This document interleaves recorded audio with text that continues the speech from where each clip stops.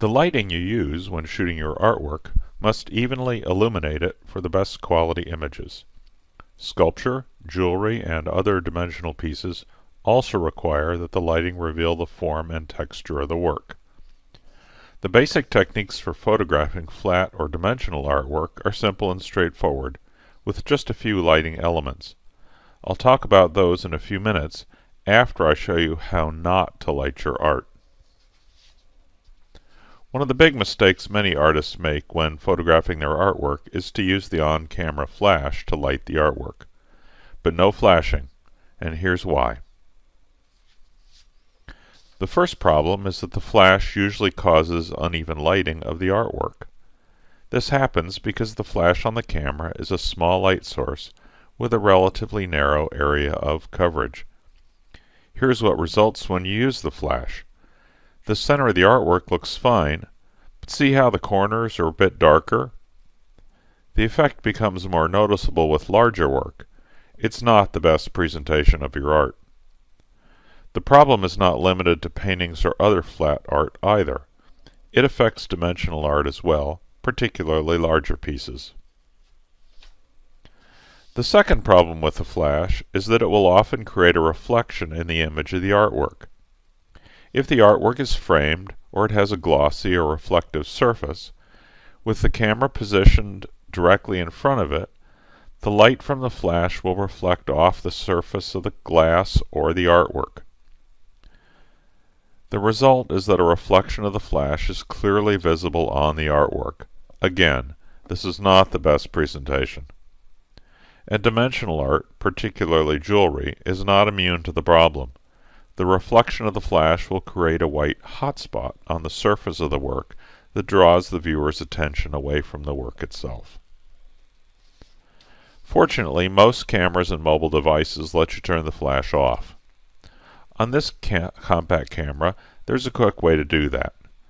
I just press the side of the dial next to the flash icon until the no flash icon appears on the screen. On my phone, this is what the default camera app looks like. I can control the flash by tapping on the flash icon. That brings up the flash menu.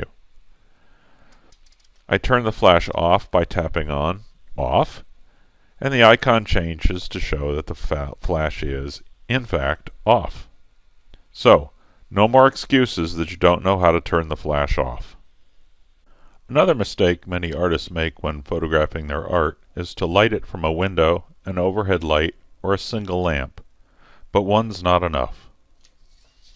The problem with using only one light source is that the art looks evenly lit, but you can't trust your eyes. The reality is quite different. This illustration shows a typical one light setup, in this case using window light. Without going into the physics, the fact is that the intensity of light falling on an object diminishes with its distance from the source. The art is well lit on the right side, closest to the window, but the light is not as bright on the left side, farther from the window. Our brains compensate for this variation in brightness, but the camera only captures what it actually sees, and so the art is unevenly lit, darker on the left versus the right, as you see here. Think you can solve the problem by turning the artwork to face the window and moving the camera in front of it?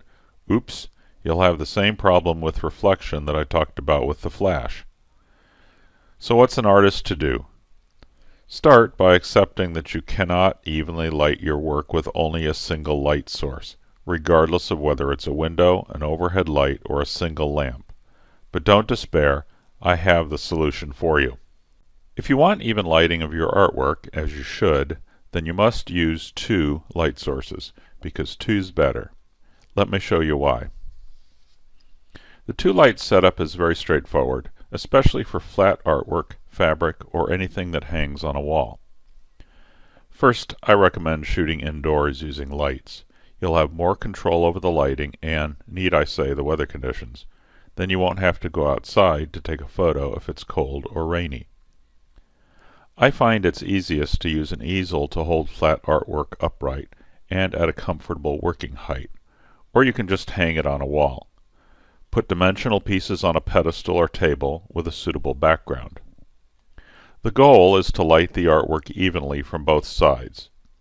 In this overhead view, you can see that a light is positioned on each side of the art, at about a 45-degree angle and at the same height as the work. This placement avoids the light reflecting off the art and being visible in the image. The lights also should be placed far enough away from the artwork so the lighting is even. Remember the problem we had with one light and the uneven lighting? The lower intensity of the light falling on the side of the artwork opposite the source caused it to be darker, and I told you I had a solution. When you add the second light source, each one supplements the other, and the lighting on the piece evens out. Problem solved.